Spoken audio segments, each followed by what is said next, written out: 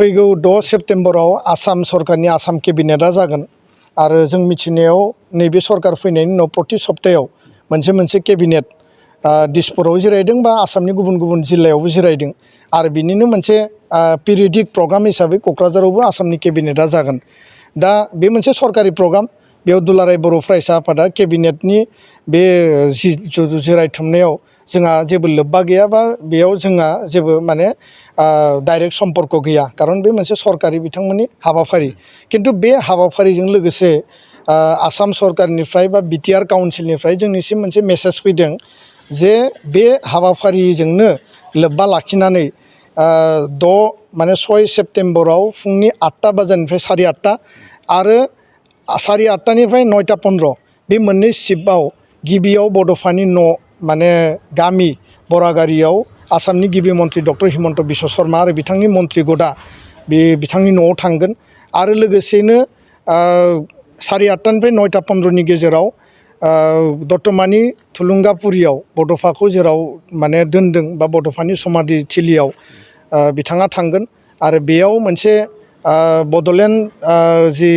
Department welfare department दङ बे welfare डिपार्टमेन्टनि गेजेरजों आसामनि गिबि मन्त्रियानो बेयाव माखासे माने इनफ्रास्ट्राक्चार डेभेलपमेन्टनि थाखाय फान्ड हरदों जों मिथिनायाव 5 कौटि रां बेयाव माने सेंसन खालामदों आरो बे इनफ्रास्ट्राक्चार डेभेलपमेन्टनि थाखाय जि फाउन्डेसन ले सेरेमनि बेयाव गिबि मन्त्रि बिथाङा बाहागो लागोन।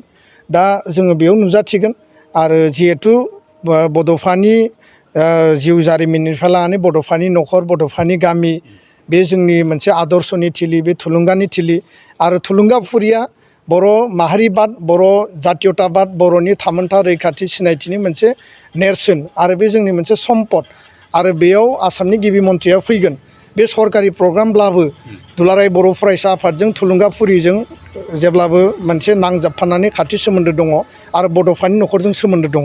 दा बेखायनो बेयाव जोंनि प्रेजेन्सखौ सरकारनिफ्राय लुबैदों आरो बेयाव जोङो सरकार जिहेतु फैगोन जों जास्ट बेयाव देखा जागोन आरो बेयाव जिखिनि जोंनिफ्राय मदद आरो हेफाजाब नांगौ रायजो राजानिफ्राय जिखिनि मदद हेफाजाब नांगौ जों बेयाव जास्ट पार्टिसिपेट खालायगोन। दा बेखायनो जों आसा खालामदों सरकारि प्रग्रामब्लाबो बे मोननैया जिहेतु बर' माने माहारिनि मोनसे एजेन्डाजों सोमोन्दो थानाय आरो बे हाबाफारियाव जों बाहागो लानानै जाफुंसार होगोन आरो हाबाफारिया मोजाङै जाफुंसारदों होननानै जों मिजिंथिदों। गोजोन्थों।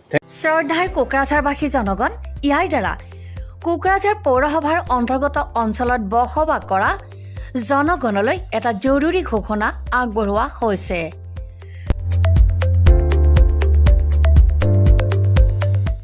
কোকৰাঝাৰ পৌৰসভাৰ অধীনত প্ৰপাৰ্টি বা হোল্ডিং টেক্সৰ সেল্ফ এছেছমেণ্ট আৰু ৰি এছেছমেণ্টৰ কাম পূৰ্ণ গতিত চলি আছে। যিসকলে এতিয়াও সেল্ফ এছেছমেণ্ট বা ৰি এছেছমেণ্টৰ কামবোৰ সম্পূৰ্ণ কৰা নাই তেওঁলোকলৈ আমাৰ বিনম্ৰ অনুৰোধ আপোনালোকে অতি সোনকালে অনলাইন যোগে সেল্ফ এছেছমেণ্ট আৰু ৰি এছেছমেণ্টৰ কামসমূহ সমাধান কৰি লওক। তাৰ বাবে আপোনালোকে অনলাইন যোগে প্লে ষ্ট'ৰলৈ গৈ আসাম প্ৰপাৰ্টি টেক্স এপছটো ডাউনলোড কৰি এই এপছৰ দ্বাৰাই আপোনালোকৰ আধৰুৱা কামবোৰ সম্পূৰ্ণ কৰি ল'ব পাৰিব। নতুবা play.google.com/store/apps/ৱেবছাইটৰ জৰিয়তেও আপোনালোকে আপোনালোকৰ কামসমূহ সমাধান কৰিব পাৰিব। যদিহে আপোনাৰ অনলাইন যোগে আধৰুৱা কামবোৰ কৰিবলৈ অসুবিধা পাইছে তেতিয়াহ'লে আপোনালোকে কোকৰাঝাৰ পৌৰসভাৰ কাৰ্যালয়লৈ গৈ ৱাৰ্ড কমিছনাৰৰ পৰা প্ৰয়োজনীয় আবেদন পত্ৰ অৰ্থাৎ ফৰ্মসমূহ সোনকালে সংগ্ৰহ কৰি লওক।